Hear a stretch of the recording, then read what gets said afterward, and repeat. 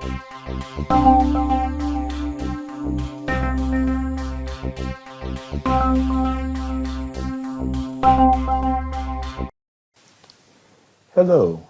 this is Mr. Stephen Willis, the STEAM Program Manager for Chicago Youth Center. Some of you call me Mr. Steve. And in this video, I will be demonstrating some simple functionalities of the free vector design software called Inkscape. It is free. You can download it, and there will be another video to show you how to do that. But in this video, I will show you some simple functionality by creating a basic heart and personalizing it by putting words on the inside of the heart. Okay. So one tip I would like to give to you about using Inkscape is that because it is open source and it's freeware, it can get a little wonky and a little temperamental. So you're gonna have to take your time with it, play around with it, tinker around with it. It's a lot of fun. It's a very powerful program, and you can create a lot of really cool things with it. But today we're just going to do some simple things, and for the purposes of my demonstration, I'm going to just be focusing on a few functions of this software. And so if you look at the screen, you'll see that you have your workspace right here, which is about an 8.5 by 11 sized workspace. At the top here, you have your drop-down menu, and the drop-down menu items we're going to be focusing on today are File. And File will allow us to save, import, and export our objects. Object. The Object drop-down will allow us to transform our object. Path will allow us to group objects together to form one object or take objects apart. Then our text menu will allow us to obviously put some text and some writing inside of our designs. Also, I want to bring some attention to these windows right here. These are our position and our dimensions window, and it also tells us what measurements we're going to be using to design in. Over here to our left, we have the tools that we're going to use. This is a very important tool right here. It's our picker or our select tool. It allows us to do all sorts of cool things with our objects.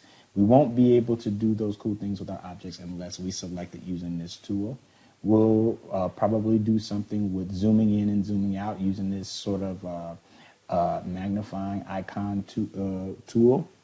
We're going to use our rectangular or square tool, our ellipse or circle tool, and then our text tool down here, which is like this little A. So the first thing we want to do is we want to start off by creating a 4-inch by 4-inch square. So we do this by selecting our rectangle tool, hold down Control, click and drag, and just draw a box. And the reason why we hold down Control is because it lets us draw a square versus a rectangle. So as you can see, if you look up here, that, and I'm going to select my picker tool. As you can see up here, the dimensions on the width and the height are exactly the same. But we're going to change this to inches, as I mentioned before. So oh my God, we almost had it exactly right. It's 4.127 by 4.127. So let's lock our aspect ratio. We lock our aspect ratio right here. If we change something in here, it'll change over there. So it's a really fun tool. So I'm going to change that to 4. Type in 4, click enter, and as you can see over here, it changes to. And so now we have a 4-inch by 4-inch square. All right. So the next thing we want to do is we want to draw we want to transform this square so that it is on one of its corner.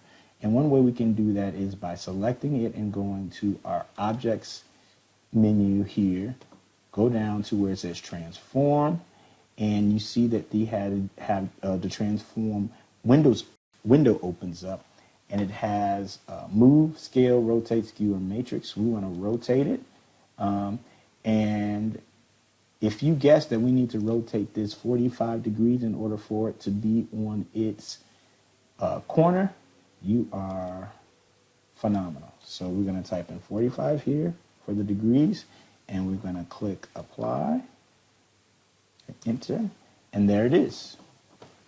Okay, so the next thing we want to do is we want to create a 4-inch diameter circle. So we go to select our ellipse tool, click on that.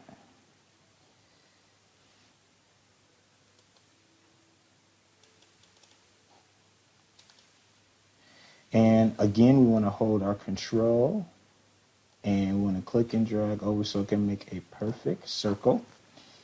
And then we want to select it, go to our picker tool, select it, and we want to make sure that it has a 4-inch width or 4-inch height. And we can do that by entering 4 in one of these windows, just as we did for our square.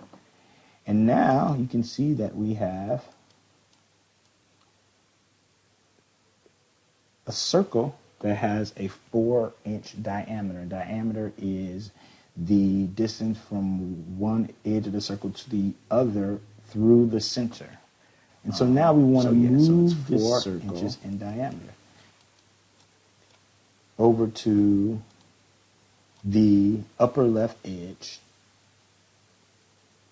of our diamond, like so.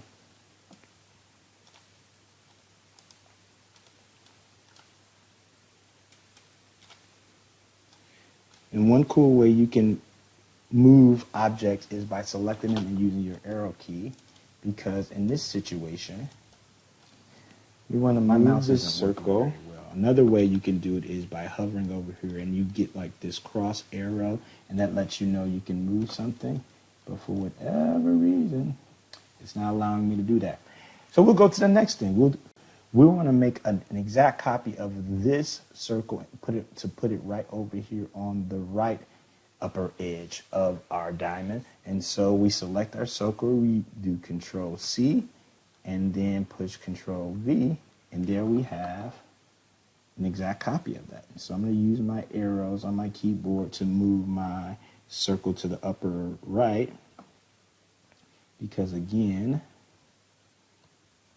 for whatever reason, my mouse is not acting like it wants to help me with this project. Technology sometimes can be interesting. All right.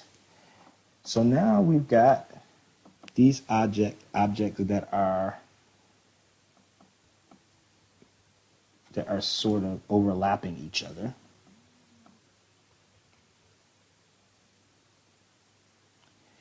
And so now what I want to do is I want to select everything by clicking over here, dragging down and over all of my objects to select everything. And now I'm going to go to Objects, Path, right here. And I'm going to unionize everything, thus creating a heart, which is kind of cool, right? And now, oh cool, now I can move my heart around while it's selected and everything. So I made a perfect square with a circle, with two circles with the diameters the same. I intersected them at the appropriate spaces, and I merged them or unionized them, and I created a heart. So there's that. So now the next thing I want to do is I want to personalize my heart. I'm going to add some wording in there. So I'm going to go to my text tool, and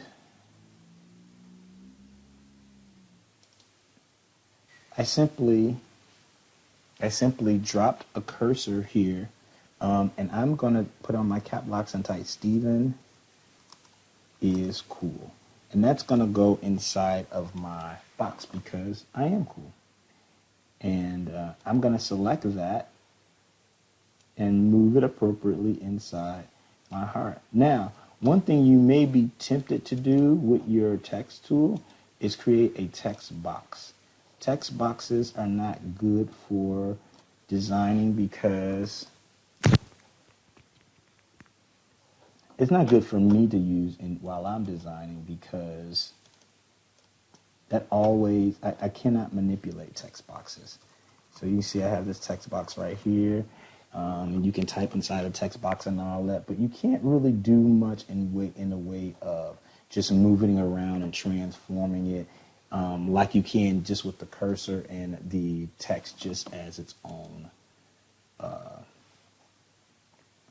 sort of object. So I'm going to get my picker tool again. I'm going to select my text, and I can do some really cool things with my text right now. So I can change the size of it by clicking and holding Control, and I can change it uniformly, or I can change it by playing it up on the vertical side or the horizontal side and putting it over on the vertical side. But I like to change my scale uniformly, so I can hold down Control and do that. I'm going to move that back over. You can see I'm having a hard time using this movement, so I'll just use my arrows yet again. Scale it down a little bit. Yeah, I think that's cool right there.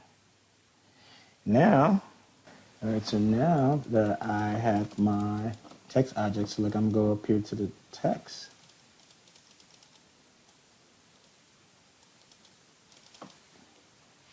To the text menu, open up my text options and maybe change my fonts. Change it to something kind of cool. Let's see. I like this one right here.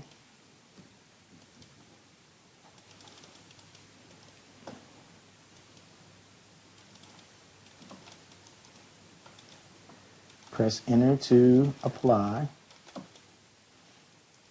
And I'm going to scale this uniformly again so that, otherwise leave it open. Gets a little bit bigger.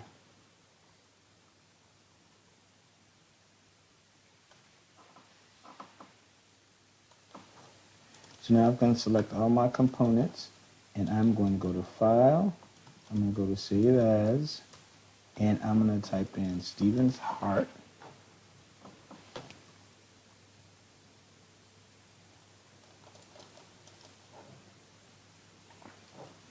And I'm going to make sure I save it as an SVG, which stands for Scalable Vector Graphic, which is a great form for this to be in, because it allows me to, say if I want to print this out on the vinyl cutter or the laser cutter, it will really allow me to do that with ease. So if you want to do this project and save it as an SVG and send it to me, when I go and I get ready to print out on the laser cutter or the vinyl cutter, perhaps I'll bring up your heart or whatever object you make, and I'll print it out for you. So hopefully you enjoyed this video. Take care.